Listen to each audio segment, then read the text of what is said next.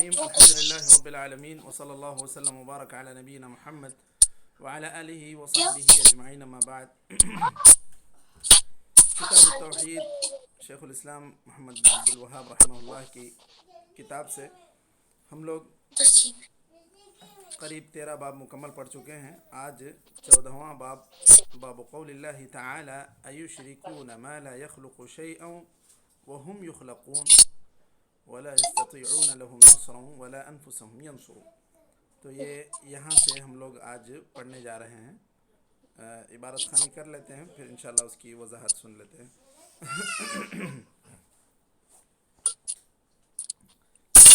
پڑھ لیں، کوئی عبارت پڑھ لیں. بسم الله الرحمن الرحيم. باب قول الله تعالى أيشركون ما لا يخلق شيئا وهم يخلقون ولا يستطيعون لهم نصرا ولا أنفسهم ينصرون، وقوله تعالى والذين تدعون من دونه ما يملكون من قطمير إن تدعوهم لا يسمعوا دعاءكم ولو سمعوا ما استجابوا لكم ويوم القيامة يكفرون بشرككم ولا ينبئك مثل خبير. في الصحيح عن أنس بن مالك قال شج النبي صلى الله عليه وسلم يوم أحد وكسرت رباعيته فقال كيف يفلح رباعيته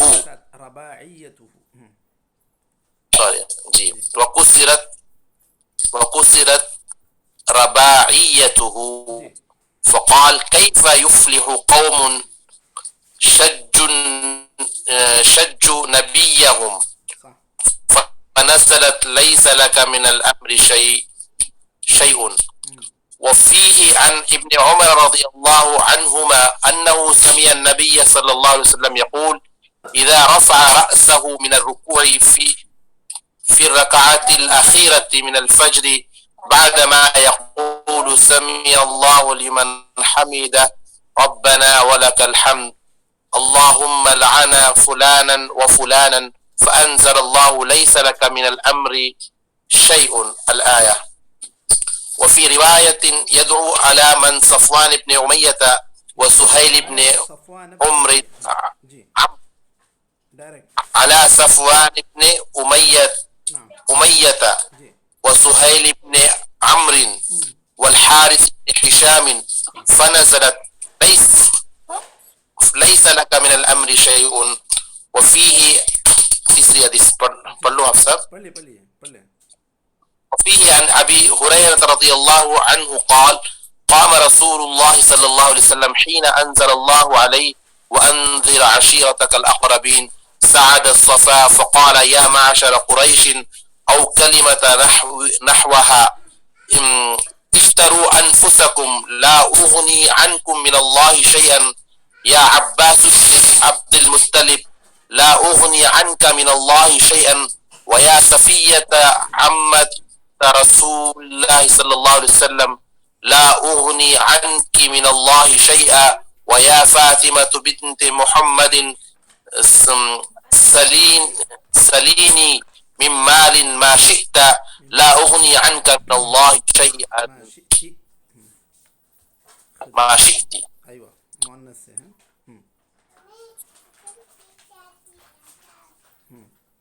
لا اغنی مسائل آ گیا جی. لا اغنی عنک من اللہ شیئا، لا اغنی عنک من اللہ شیئا، وہاں پر بھی خطاب حضرت فاطمہ سے مؤنث سے. چلیے تو پہلے یہ نصوص ہم لوگ پڑھ لیتے ہیں، پھر اس کے بعد انشاءاللہ مسائل کو دوبارہ پڑھ لیتے ہیں. چلیے بسم اللہ الرحمن الرحیم الحمد للہ رب العالمین وصلی اللہ وسلم وبارک علی نبینا محمد وعلی آلہ وصحبہ اجمعین اما بعد. امام محمد بن عبد الوہاب رحمہ اللہ نے بعض جگہوں پر قرآنی آیت کے ذریعے سے عنوان باندھا ہے. اب یہاں جیسے یہ 14واں باب ہم لوگ پڑھنے جا رہے ہیں، ایشرکون ما لا یخلق شیئا وهم یخلقون ولا یستطیعون لهم نصرا. اب یہاں پر یہ جو باب باندھا گیا ہے، اللہ تعالیٰ یہاں پر ایک سوال کر رہا ہے توبیخ کے طور پر، یعنی ڈانٹنے کے طور پر. یہ سوال اس لیے نہیں ہے کہ اس کے جواب کا علم نہیں ہے، یا اس لیے نہیں ہے کہ وہ لوگ کر نہیں رہے ہیں، بلکہ یہ توبیخ کے لیے ہے، نہ استفہام کے لیے، نہ تاکید کے لیے، نہ یہ اس بات کو جاننے کے لیے کہ یہ واقعی یہ معاملہ ہوا ہے یا نہیں ہے، یا ہو رہا ہے یا نہیں ہے، بلکہ یہ توبیخ کے لیے. توبیخ کا ایک انداز ہے، یہ تو ہر زبان میں انداز اردو میں بھی ہوتا ہے. پوچھنے کے انداز میں کسی کو ڈانٹتے ہیں تو یہ وہی انداز ہے جو توبیخ کے لیے استعمال ہوتا ہے. یہ اس آیت میں اللہ تعالیٰ نے کہا ایشرکون ما لا یخلق شیئا وہم یخلقون، ایسی چیزوں کو یہ لوگ شریک ٹھہرا رہے ہیں جو کسی چیز کو پیدا نہیں کر سکتے، نہیں کیے ہیں. وہم یخلقون، اور جن چیزوں کو یہ ہمارا یعنی اللہ تعالیٰ کا شریک ٹھہرا رہے ہیں وہ خود پیدا شدہ ہیں، یعنی وہ خود چیزیں پیدا کی ہوئی ہیں اللہ تعالیٰ کی طرف سے. تو یہ اللہ تعالیٰ کی طرف سے جو چیزیں پیدا کی گئی ہیں وہ کسی صورت اس لائق نہیں کہ وہ اللہ تعالیٰ کی برابری کر سکیں یا اللہ تعالیٰ کی سلطنت میں شراکت اپنی بنا سکیں. یہ بالکل لائق نہیں اور یہ ناممکن ہے. اسی لیے اللہ تعالیٰ نے توبیخ کے انداز میں کہا ایشرکون ما لا یخلق شیئا وہم یخلقون ولا یستطیعون لهم نصرا ولا انفسهم ینصرون، کہ یہ لوگ جن کو پکار رہے ہیں نہ تو یہ ان کی مدد کر سکتے ہیں اور نہ ہی وہ اپنی خود مدد کر سکتے ہیں. تو یہ محتاج لوگوں کو اللہ تعالیٰ کا شریک ٹھہرا رہے ہیں جو کسی صورت اس لائق نہیں کہ وہ ان کو پوجا جائے یا ان کو اللہ تعالیٰ کے برابر سمجھا جائے. دوسری آیت میں اللہ تعالیٰ نے جو بات کہی، یعنی پہلی آیت تو باب کے عنوان کے لیے استعمال کی گئی ہے جس کے اندر ڈانٹ ڈپٹ کے ذریعے سے اللہ تعالیٰ یہ بات سمجھا رہا ہے کہ تم جن چیزوں کو اللہ کا شریک بنا رہے ہو وہ خود پیدا شدہ ہیں، وہ اس لائق نہیں ہیں. دوسری آیت میں اللہ تعالیٰ نے کہا والذین تدعون من دونہ ما یملکون من قطمیر، جن چیزوں کو تم پکار رہے ہو ما یملکون من قطمیر، یہ چیزیں کسی گٹلی پر جو جھالی یا جھلی جو چڑی رہتی ہے، جو ایک طرح سفید سی جالی کی طرح جو چیز رہتی ہے اس کو جھلی کہتے ہیں، تو یہ چیز کے بھی یہ لوگ مالک نہیں ہیں. اتنی معمولی جو گھٹیا چیز ہے جو کسی کام کی نہیں ہے وہ چیز کے بھی یہ لوگ مالک نہیں ہیں. یہ اللہ تعالیٰ نے یقینی طور پر ان لوگوں کو سمجھا دیا، بتلا دیا. والذین تدعون من دونہ ما یملکون من قطمیر، قطمیر گٹلی پر چڑھی ہوئی وہ جھلی. اب حدیث کے ذریعے سے یہ بات مزید واضح کرنے کی کوشش کر رہے ہیں. عن انس رضی اللہ عنہ قال شج النبی صلی اللہ علیہ وسلم یوم احد وکسرت رباعیته. یہاں دیکھیے شجہ کا جو لفظ جی پوری آیت کی تفسیر ہو جائے. کون سے یہ والذین تدعون من دونہ ما یملکون من قطمیر یہ کہہ رہے ہیں؟ جی اچھا، ان تدعوهم لا يسمعوا دعاءكم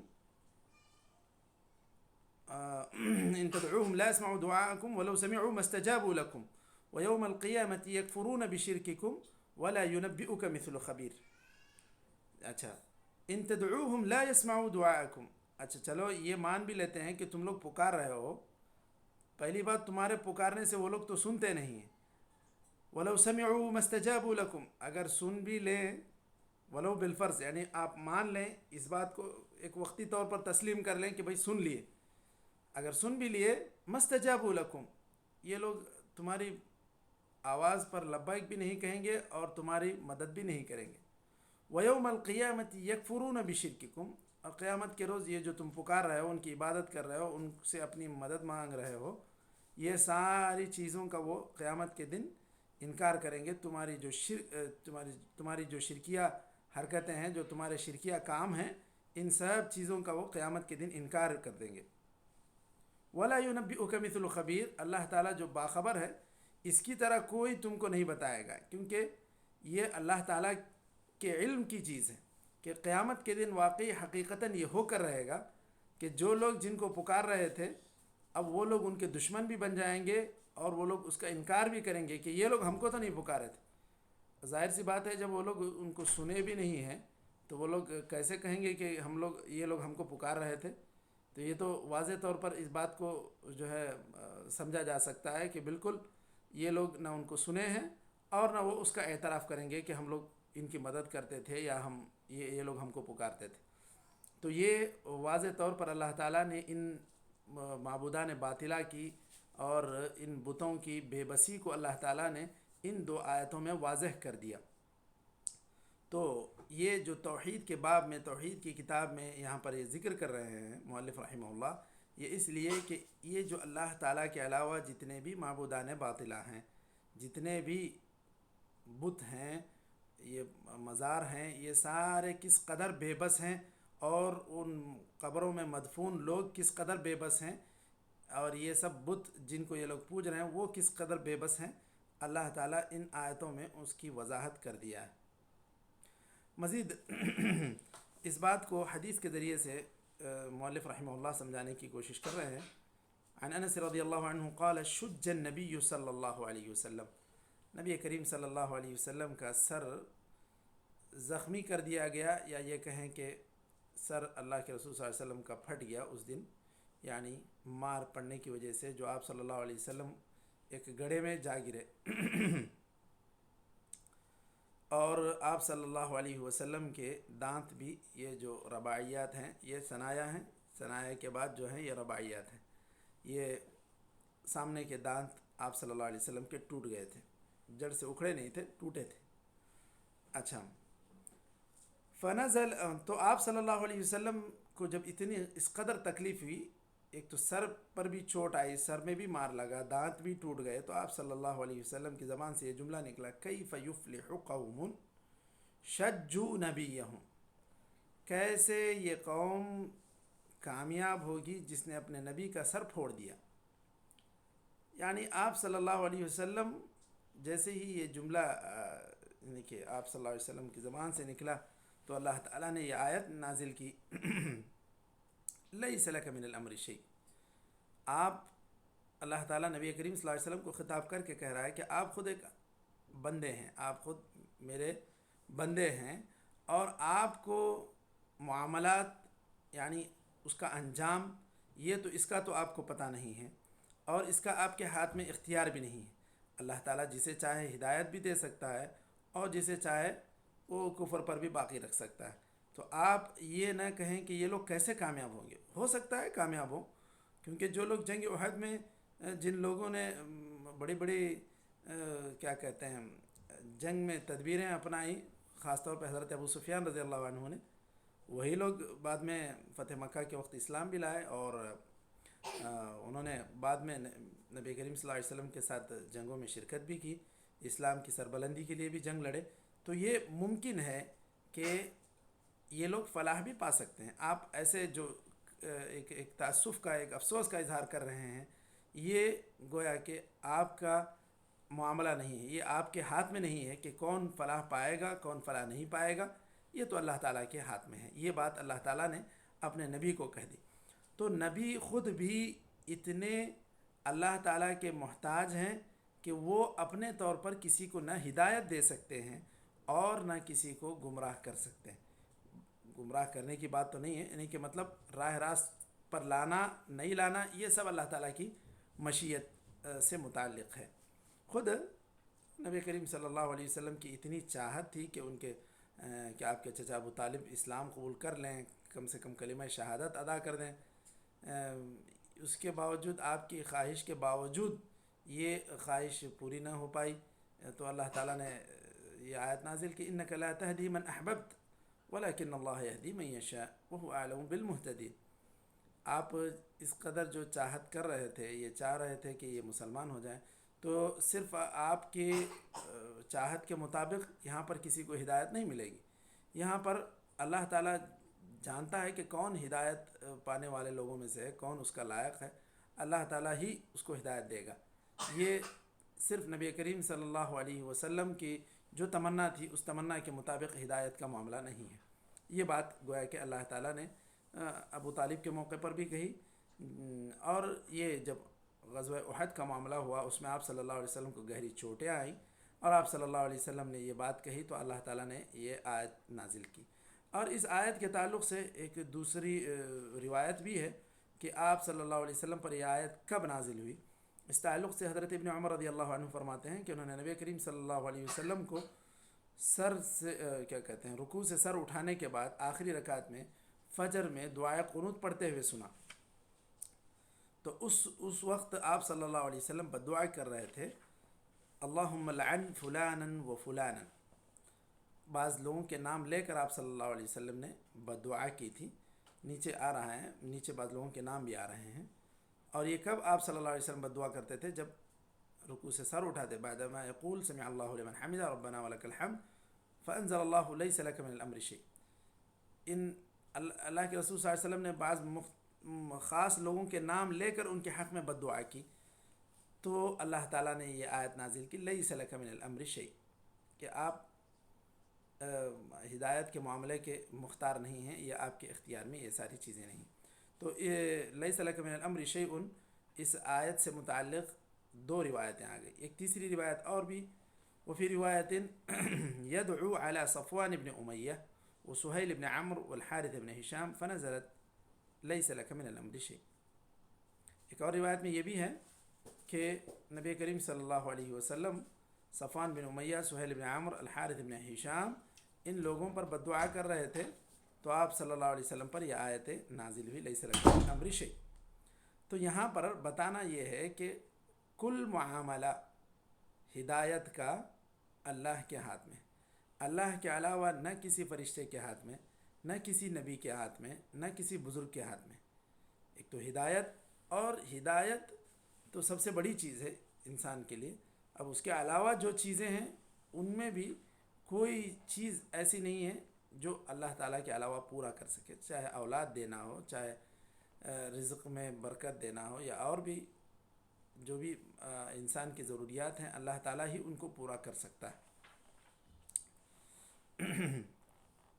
اب حدیث میں ایک مزید بات کے ذریعے سے نبی کریم صلی اللہ علیہ وسلم کے پاس نبی کریم صلی اللہ علیہ وسلم کی اللہ تعالیٰ کے پاس کیا شان ہے، اس کے باوجود نبی کریم صلی اللہ علیہ وسلم اپنے تعلق سے کیا بات تواضعاً کہہ رہے ہیں، اس کو اس حدیث میں ذکر کیا گیا ہے۔ حضرت ابو ہریرہ رضی اللہ عنہ سے مروی ہے کہ نبی کریم صلی اللہ علیہ وسلم ایک مرتبہ جب آپ صلی اللہ علیہ وسلم پر یہ آیت نازل ہوئی وَأَنذِرْ عَشِيرَتَكَ الْأَقْرَبِينَ، آپ صلی اللہ علیہ وسلم کھڑے ہو گئے اپنے قوم میں، تو آپ نے کہا یا معشر قریش او کلمۃ نحوها، معشر قریش کہا یا جماعت قریش کہا، ایسے کچھ الفاظ آپ نے استعمال کیے۔ اشتروا انفسکم، اپنے نفسوں کو خرید لو، مطلب یہ ہے کہ تم اللہ تعالیٰ کی توحید کا اقرار کر کے اپنے نفس کو جہنم کی آگ سے بچا لو۔ لا اغنی عنکم من اللہ شیئا، میں تمہارے لیے کسی قسم کے معاملے میں اللہ تعالیٰ کے پاس میں کام نہیں آ سکتا۔ یا عباس بن عبد المطلب، لا اغنی عنک من اللہ شیئا، یا صفیہ عمت رسول اللہ صلی اللہ علیہ وسلم، لا اغنی عنک من اللہ شیئا۔ یہ لوگ کون ہیں؟ چچا ہیں، یہ پھوپھی ہیں، یہ لوگ رشتے میں بڑے ہیں اور یہ لوگ عمر میں بڑے ہیں، اس کے باوجود آپ صلی اللہ علیہ وسلم ان سے کہہ رہے ہیں کہ آپ اپنا جو بھی آخرت کے لیے توشہ تیار کر لینا ہے کر لیں، میں آخرت میں کام نہیں آؤں گا، گرچہ کہ میں آپ کا اتنا قریبی رشتہ دار ہوں، وہاں میں کچھ کام نہیں آ پاؤں گا۔ یہ اللہ کے رسول صلی اللہ علیہ وسلم امت کو، ساری امت کو کہہ رہے ہیں، گرچہ کہ آپ صلی اللہ علیہ وسلم نے خطاب یہاں اپنے قریبی رشتہ دار سے کیا۔ اور دوسرے اور مزید جو کلمات آپ صلی اللہ علیہ وسلم نے اس حدیث میں ذکر کیے، وَيَا فَاطِمَةَ بِنْتَ مُحَمَّد سَلِينِي مِن مَالِي مَا شِئْتِ لَا أُغْنِي عَنْكِ مِنَ اللَّهِ شَيْئًا، جو بھی لینا ہے میرے مال میں سے دنیا ہی میں لے لو، آخرت میں کچھ تمہارے کام نہیں آؤں گا۔ تو یہ بات آپ صلی اللہ علیہ وسلم نے کھلے طور پر اپنے قریبی رشتہ داروں سے کہہ دی، تو یہ بالکل اس بات کو بتلاتا ہے کہ خود نبی کریم صلی اللہ علیہ وسلم اللہ کے فضل و کرم اور اس کے رحمت کے محتاج ہیں۔ حتیٰ کہ نبی کریم صلی اللہ علیہ وسلم نے یہ بات واضح طور پر کہی کہ اگر اللہ تعالیٰ کی رحمت مجھے اپنے آغوش میں نہ لے لے تو پھر میں بھی جنت میں نہیں داخل ہو سکتا. آپ صلی اللہ علیہ وسلم نے کہا لا يدخل الجنة أحد منكم بعمله قالوا ولا أنت يا رسول الله قال ولا أنا إلا أن يتغمدني الله برحمة منه وفضل. تو اللہ کے رسول صلی اللہ علیہ وسلم نے کہا کہ اللہ تعالیٰ کی رحمت کے بغیر کوئی انسان صرف اپنے اعمال کی بنیاد پر جنت میں داخل نہیں ہو سکتا. لوگوں نے کہا کہ آپ تو دنیا میں سب سے بڑے نیک انسان ہیں, آپ نبیوں میں افضل ہیں, کیا آپ بھی اپنے اعمال کی بنیاد پر قیامت میں جنت میں داخلے کے مستحق نہیں قرار پائیں گے؟ آپ صلی اللہ علیہ وسلم نے کہا ولا انا, واضح طور پر کہا کہ میں خود بھی اللہ تعالیٰ کی رحمت کا میں محتاج ہوں. تو یہ اللہ کے رسول صلی اللہ علیہ وسلم اپنے عبودیت کا, اپنے عبدیت کا, اپنے اللہ تعالیٰ کے بندے ہونے کا اقرار کر رہے ہیں, اپنے تواضع کا اقرار کر رہے ہیں کہ میں جتنا بھی قریب اللہ تعالیٰ کا بندہ رہوں یا نیک بندہ رہوں, لیکن میرے لیے یہ ممکن نہیں کہ میں اللہ تعالیٰ کی رحمت کے بغیر جنت میں داخل ہو سکوں یا اور بھی تمہارے کسی اور کام آ سکوں. چلیے, تو یہ یہاں پر حقیقت معلوم ہو گئی. یہ جتنے مزار وزار اولیاء, یہ بزرگان کے نام پر یہ لوگ جتنے لوگوں کو اللہ کا شریک کرتے ہیں اور شریک نہ کہتے ہوئے بھی, شریک اللہ تعالیٰ کا شریک ان کو نہ کہتے ہوئے بھی ان سے اپنی مرادیں مانگتے ہیں, ان کے لیے قربانیاں کرتے ہیں, نظریں مانگتے ہیں اور ان سے اپنی دعائیں کرتے ہیں, ان کے سامنے سجدہ کرتے ہیں, تو یہ پورا شرکیہ کام ہے اور یہ غیر اللہ کے لیے انجام دے رہے ہیں. ان لوگوں کی ان چیزوں کی تو کوئی حقیقت ہی نہیں, کیونکہ یہ خود بھی اللہ تعالیٰ کے پیدا کیے ہیں. چلیں, یہ تو یہ چیزیں ہیں, لیکن ساتھ ہی ساتھ خود اللہ کے رسول صلی اللہ علیہ وسلم بھی اس لائق نہیں ہیں کہ ان سے کچھ مانگا جائے, ان سے کچھ, اللہ کو چھوڑ کر ان سے کچھ طلب کیا جائے. یہ چیز آپ صلی اللہ علیہ وسلم کی ان احادیث سے معلوم ہوتی ہے, کیونکہ نبی کریم صلی اللہ علیہ وسلم نے جب یہ بات کہی کہ کیسے کامیاب ہوں گے یہ لوگ جو اپنے نبی کے سر کو پھوڑ دیے, تو اللہ تعالیٰ نے کہا کہ دیکھو یہ جو معاملہ ہے یہ تمہارے ہاتھ میں نہیں, یہ فلاح اور ہدایت کا معاملہ یہ اللہ تعالیٰ کے ہاتھ میں. تو یہ خود اللہ تعالیٰ نے اپنے نبی کو جب تنبیہ کر دی, تو پھر یہ سب باقی یہ سب مزاری جتنے لوگ اللہ تعالیٰ کے لیے جو چیزیں لائق و زیب ہیں ان سب کو غیر اللہ کے لیے جو لوگ کرتے ہیں, تو یہ بالکل گمراہی میں ہیں. یہ بات بتلانے کے لیے ان دو حدیثوں کو یہاں پر مؤلف رحمہ اللہ نے اس باب کے تحت ذکر کیا ہے. چلیے کچھ مسائل بھی پڑھ سکتے ہیں, ایک 7-8 منٹ اور ہیں اس میں, تو کچھ مسائل بھی پڑھ لیں.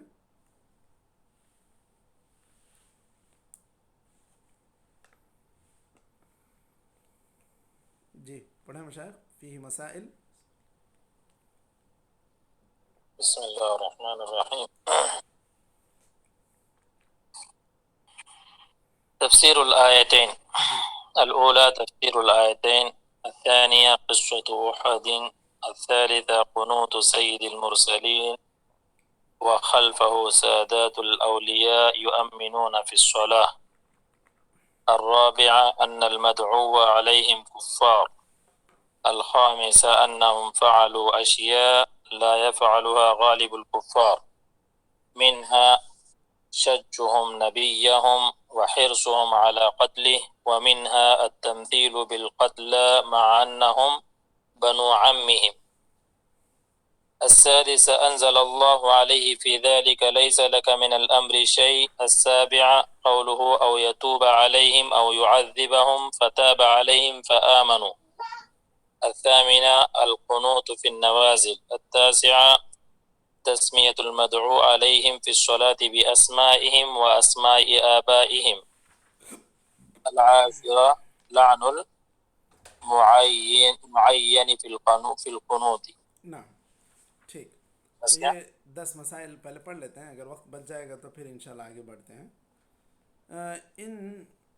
اس باب میں جن مسائل کا انہوں نے ذکر کیا ہے اس میں سب سے پہلے تفسیر الآیتین, یہ دونوں جو آیتیں ذکر کی گئی ہیں, ایشرکون ما لا یخلق شیئا وهم یخلقون, یہ آیت, اور والذین تدعون من دونہ ما یملکون من قطمیر, یہ آیت, ان دو آیتوں کی تفسیر, یعنی اس کو واضح طور پر ہمیں سمجھنا چاہیے کہ ان لوگوں کی کیا حقیقت ہے جن کو مشرکین یا شرک کرنے والے لوگ اللہ کے علاوہ پکارتے ہیں، ان کی کیا حقیقت ہے، ان آیتوں سے ہمیں پتہ چلتا ہے۔ الثانیہ، دوسرا مسئلہ، قصۃ احد۔ احد میں کیا ہوا کہ نبی کریم صلی اللہ علیہ وسلم کو کافی سخت چوٹ آئی، بہت تکلیف ہوئی آپ صلی اللہ علیہ وسلم کو، جو زخم اس قدر زیادہ تھا کہ آپ صلی اللہ علیہ وسلم کے سر سے خون بہت تیزی سے بہہ رہا تھا۔ تو اس وقت یہ طریقہ اپنا گیا کہ ایک چٹائی کو جلا کر اس کی راکھ کو آپ صلی اللہ علیہ وسلم کے زخم پر بھر دیا گیا۔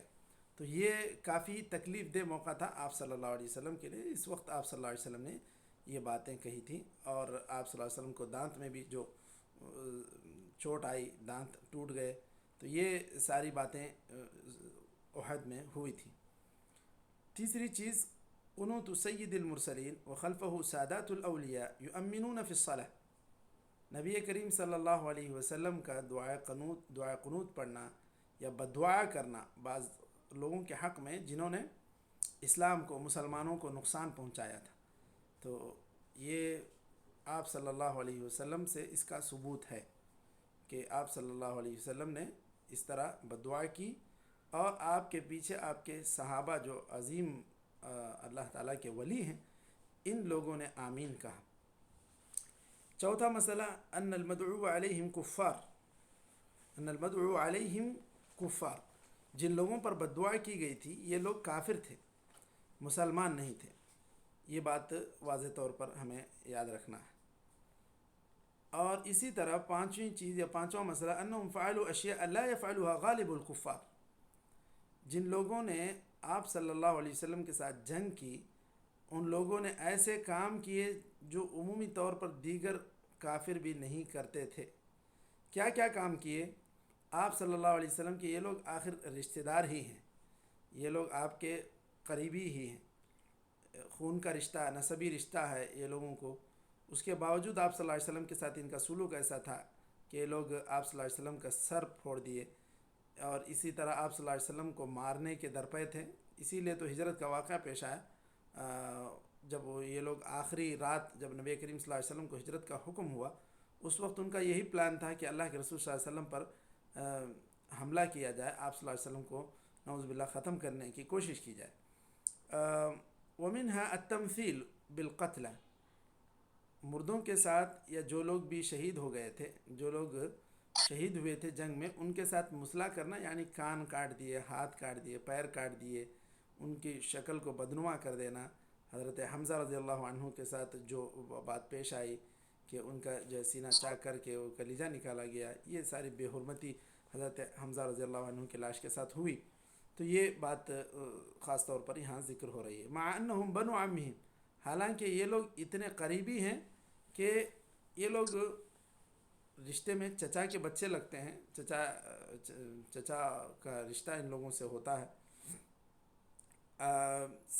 چھٹی چیز، انزل اللہ علیہ فی ذلک لیس لک من الامر شیء، اتنی تکلیفیں نبی کریم صلی اللہ علیہ وسلم کو ہوئیں اور یہ ساری چیزیں آپ صلی اللہ علیہ وسلم کے ساتھ پیش آئیں، اس کے باوجود اللہ تعالیٰ نے یہ بات واضح طور پر کہہ دی کہ ہدایت کا معاملہ آپ کے ہاتھ میں نہیں ہے، ہدایت کا معاملہ اللہ تعالیٰ کے ہاتھ میں ہے۔ السابعہ قولہ او یتوب علیہم او یعذبہم فتاب علیہم وآمنوا، دیکھیے لیس لک من الامر شیء او یتوب علیہم او یعذبہم، یہ لوگ پھر توبہ کریں گے تو اللہ تعالیٰ ان کی توبہ قبول بھی کر سکتا ہے، اور اگر یہ لوگ توبہ نہیں کریں گے تو ان کو اللہ تعالیٰ چاہے تو عذاب بھی دے سکتا ہے۔ فتاب علیہم وآمنوا، تو توبہ اللہ تعالیٰ نے ان کی قبول بھی کی اور ان کو ایمان کی توفیق بھی ہوئی، اور وہ لوگ ایمان بھی لائے۔ بالخصوص جو رول حضرت ابو سفیان رضی اللہ عنہ کا جنگ احد میں بھی بہت بڑا رول تھا، انہوں نے جنگ کا بانسا ہی پورا پلٹ دیا تھا، اور اس کے بعد اللہ تعالیٰ کی توفیق ہوئی، اسلام قبول کیے تو اسلام کے لیے بھی لڑے۔ آٹھواں مسئلہ، القنوت فی النوازل، جو مصیبتیں، سخت مصیبتیں مسلمانوں کو پہنچیں گی تو اس میں دعائے قنوت پڑھی جا سکتی ہے، قنوت نازلہ پڑھی جا سکتی ہے، اس سے ثبوت مل رہا ہے، کیونکہ نبی کریم صلی اللہ علیہ وسلم نے جن لوگوں پر بددعائیں کی ہیں، خاص طور پر آپ صلی اللہ علیہ وسلم کو ایک مرتبہ آ کر بعض قبائل نے یہ درخواست کی کہ ہمیں کچھ قاری قرآن ہمیں چاہیے، آپ دے دیں، لے گئے، پھر دھوکے سے لے جا کر یہ ان کو قتل کر دیے۔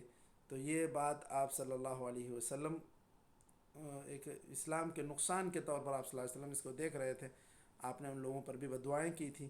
تو اس طرح اگر ایسی سخت مصیبتیں مسلمانوں پر آ پڑتی ہیں کہ کافر دشمن جو مسلمانوں پر پوری طرح یلغار کرتے ہیں اور ان کو ستانے کے درپے ہو جاتے ہیں، تو اس وقت ایسی صورت میں قنوت نازلہ پڑھا جائے گا۔